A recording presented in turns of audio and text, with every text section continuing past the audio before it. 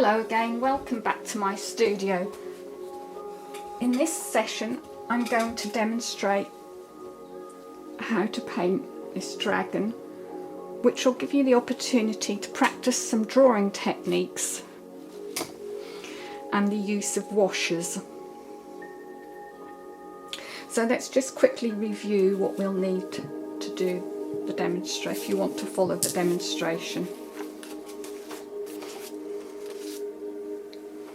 You'll want some Chinese painting paper cut to A4 size, a couple of sheets would be good, some kitchen paper, an absorbent surface to put your paper onto while you're working, some paperweights, some ink, and again today I'm going to use some bottled ink, but you could also use ground ink.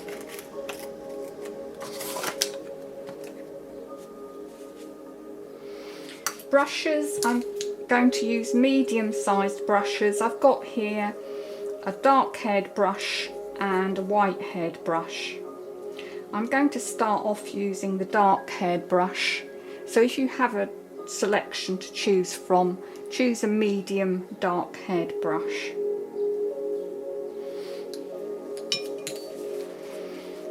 You of course can use colour to finish your dragon off today, so you'll want a plate or a palette to mix on, and 3 colours. I've got a yellow here, and if you're using the Marie's Chinese painting colours as I am, it's number 218.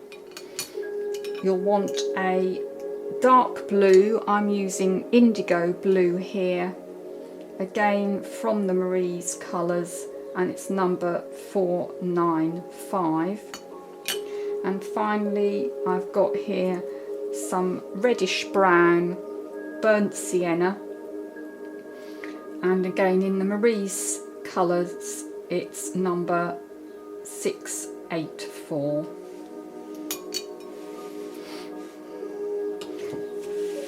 You may want to have a soft pencil to make a quick sketch before you start. I'm going to start the demonstration by talking briefly about how to place the dragon on the paper, and then we'll work through the techniques to draw the dragon, and finally I will demonstrate how to do some colour and the calligraphy at the end in part 2. So let's weigh our paper down and look at where we need to position the dragon. So if you look at this, the centre of your paper, having positioned it what we call landscape, or short sides at the sides and long edge top and bottom, you'll want to start off by making a sort of a elongated C shape just off to the right, sorry, to the left of your piece of paper. So there's the C shape. It's more or less in the middle, but slightly off to the left. You could do this with your fingernail as well as a pencil. And then I've elongated that out a little bit here and here. It's sort of a back to front C, elongated out, and that will give you the mouth of the dragon. And that's where I normally start my paintings of dragons from, is with the mouth. It's usually the easiest place to start from. So let's prepare now a brush to start drawing with. My brush is dry at the moment, so I'm going to start with giving it a wash out with some clean water.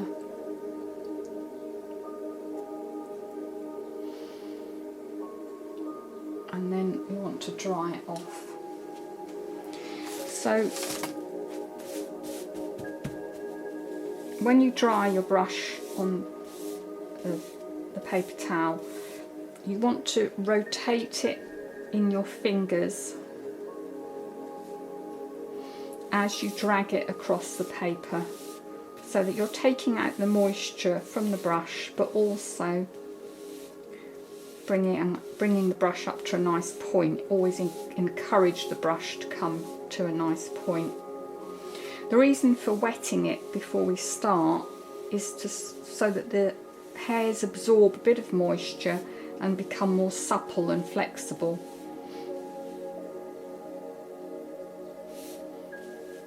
Okay, so we need to make sure we've got as much water as we can out of that tummy part of the brush, which is the mid part of the brush here, the thickest part, so that when we load the ink it doesn't dilute the ink too much. So I'm going to load the ink now, and I'm going to fully load that into the brush to start with, but then wipe the brush on the side of my plate or container to get rid of that excess ink, so that it doesn't drip when I hold it up. Now, as a beginner, it's a good idea to take more ink out of the brush at this stage, so that you can draw more slowly. If you're an experienced Chinese brush painter, you can probably start painting straight away with a full brush full of ink, but as a beginner you will need to go more slowly, and therefore you'll need to take more ink out of the brush so that you can go that bit slower while you're learning. So I'm taking a little bit of extra ink out of the brush, and then I'm going to just do my little test on the test piece of paper, any piece of Chinese paper that's the same as you're painting on, little scrap piece, and just check that you can draw fairly slowly without the ink running all over the paper. Now, if when you do this the ink is running a lot and you're not getting a controlled line, do some more blotting in the same way to reduce the moisture in the brush further.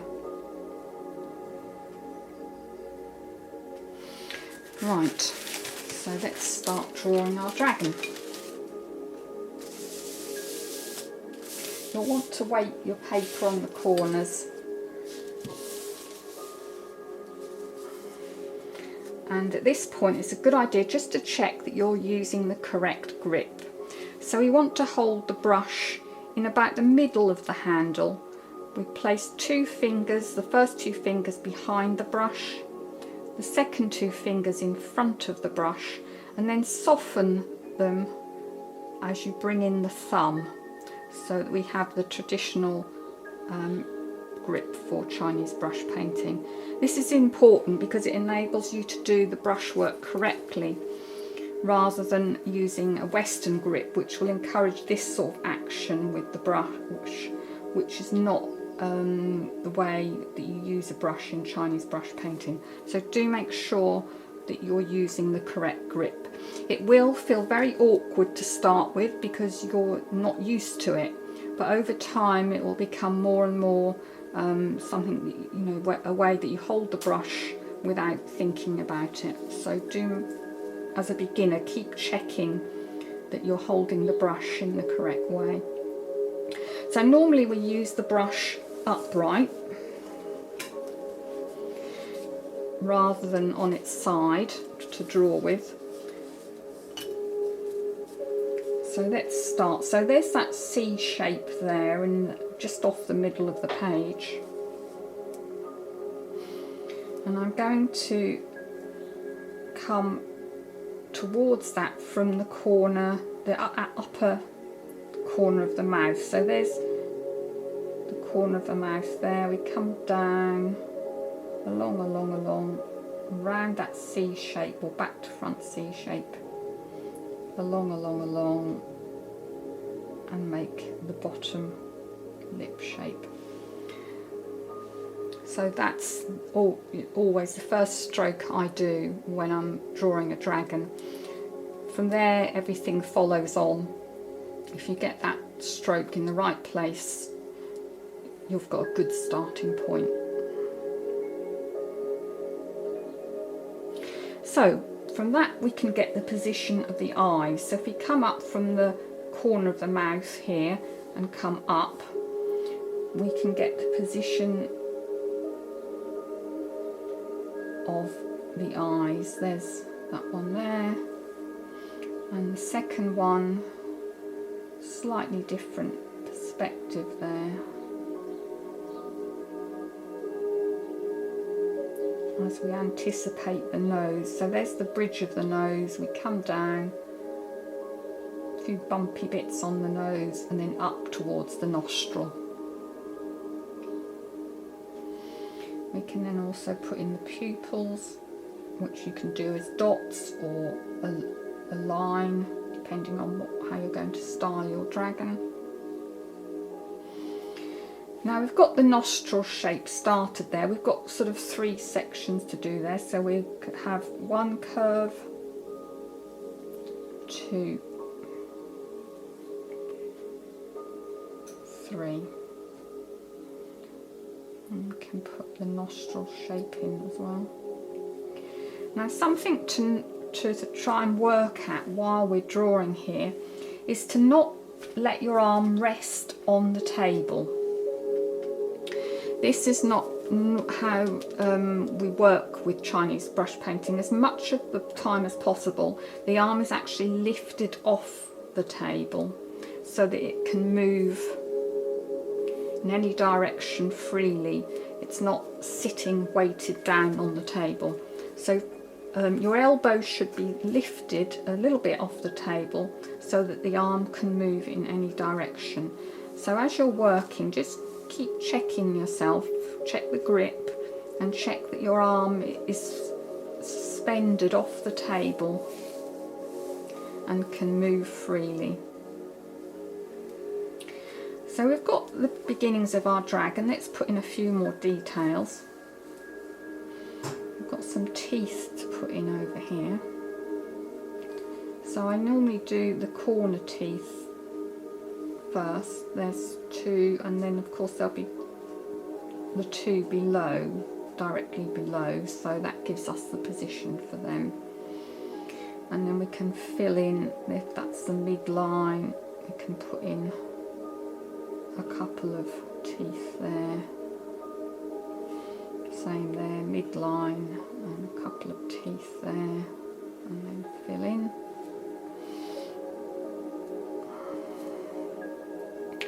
Now I'm going to give him a double line for his lip, so we'll come out and around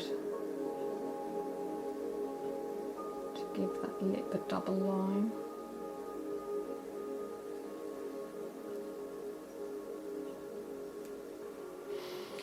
And then I normally give my dragons a little, what I call a snaggle tooth in the corner of the mouth there, and the shape of the tongue there. So we've got the basic shape of the face coming there now. Let's give him some eyebrows.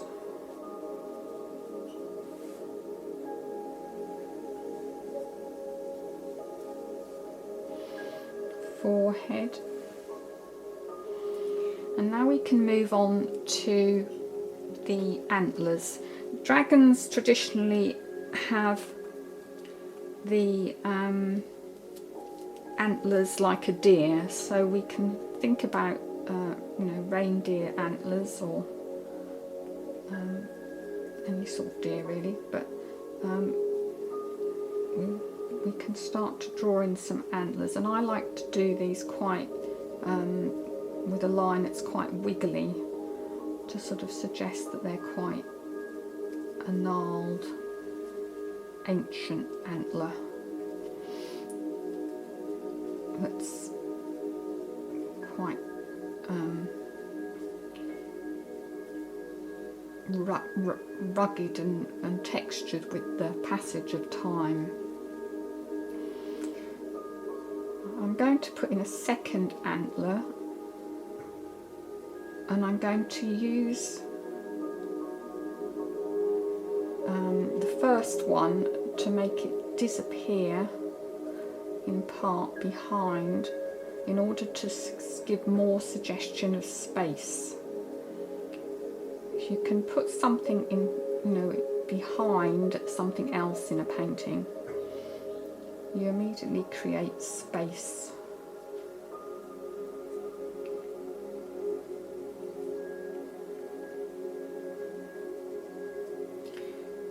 Just check that you've got your brush completely upright and your arm is suspended off the table, because as a beginner it's very quick and very easy to quickly slip back into something that feels more familiar.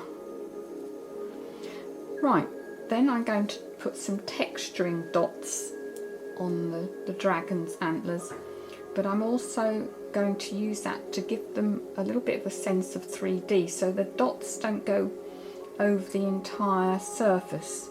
If you imagine that these are roughly cylindrical in shape, and that the light is coming from this direction, from the top left hand corner, the lower part would be more shadowed. So I'm going to put more of the dots on the left hand side of that imaginary cylinder shape.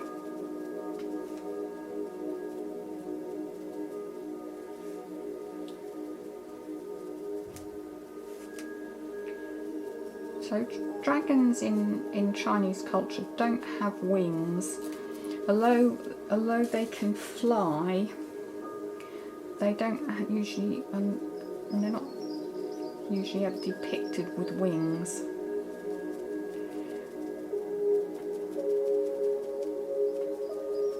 They sort of have the body parts of various different animals. I suppose the face is could be most sort of easily compared to a dog, and they are supposed to have some of the features of a camel as well.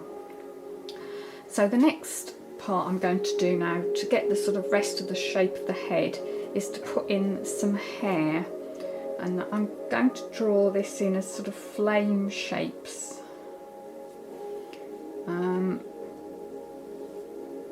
which are then sort of divided down into other smaller parts. Whenever you do hair, it's a good idea to sort of think of it in terms of clumps.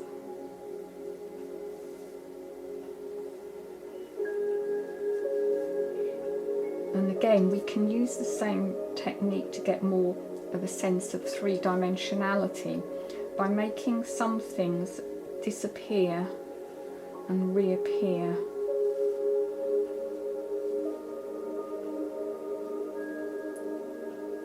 Behind something else that's in the painting.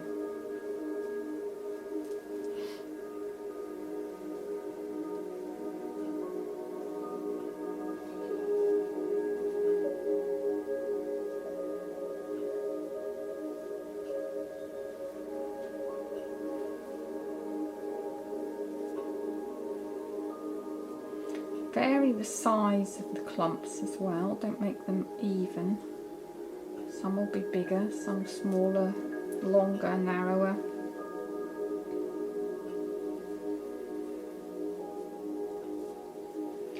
You can put an ear here if you like, but in my painting that I'm doing today, I'm going to imagine that his ear is being covered by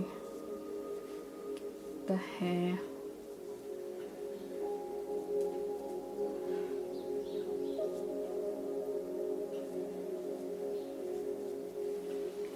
So that's the face sort of almost finished. You now want to think about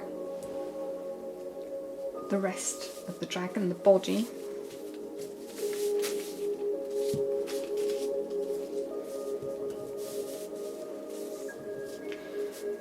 So we want to put in the spine. So if we imagine the anatomy of most animals, there's the back of the skull, we come through, the spine is going to follow that line there, and so we can draw the line of the spine from that. We then want the sort of underside, or like the chest, what would be going down to the chest from the neck, and so we can draw a similar line there. Now this part of the dragon is supposedly like a snake when it rears up, and you see like the scales, all the sections of the front of a snake. So we can do a little, put in a little suggestion of those sections by pressing the brush tip slightly down on that outer line and lifting towards the second line. So press, lift, press, lift, press and lift. So just the tip and a little way, and then release the pressure as you travel towards that inner line. And by making the strokes like this, we get a slight sort of sense of a 3D curve as we go, because as I move down, I'm sort of making a more of a curving action as I go, and that gives us the front of the dragon. He wants the sort of spines on the back of the backbone part, so let's put some of those in. And again, they can, depending on how you've done the antlers, we can see a little peeping through there behind that antler. Depending on how you've drawn yours, you may find that that doesn't work on yours, but you can still do overlaps with these sort of spinal pieces. These can be done in different ways. I'm doing them much the same as the hair there, but you could make them more spiky, more rounded, you know, depending on how you want to style your dragon.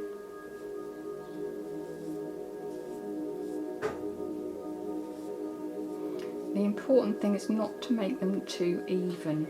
Vary the size, vary the shape of them a little bit within the sort of shape that you're working with. So if you're working with curves, maybe don't suddenly make them all very spiky and then go back to curves. You want to have a sort of a uniformity that varies for it to look like a believable anatomy. Now I've put some scales around the face that are quite small, and these are achieved just by making a little curved stroke. I haven't reloaded my brush with ink, as you probably noticed, and it's getting quite dry now, so it's a good time to put in these little semicircular strokes to give it, the dragon, some scales, some texture on the face and head.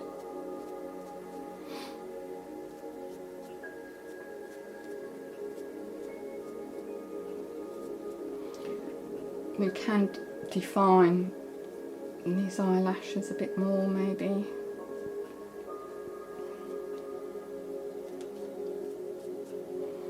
And that's that part finished. The next one thing I want to look at are the scales here. Now I've used, I've got a couple of different techniques that you can use for the scales. On this one, I've simply dotted them in. I've put some watered down ink onto the brush and dotted and twisted the brush, dot and twist, to make this scales like this. But on this other one, I've done a more drawn effect, what are sometimes called pine cone scales. So I'm going to show you how to do those methods, and you can choose.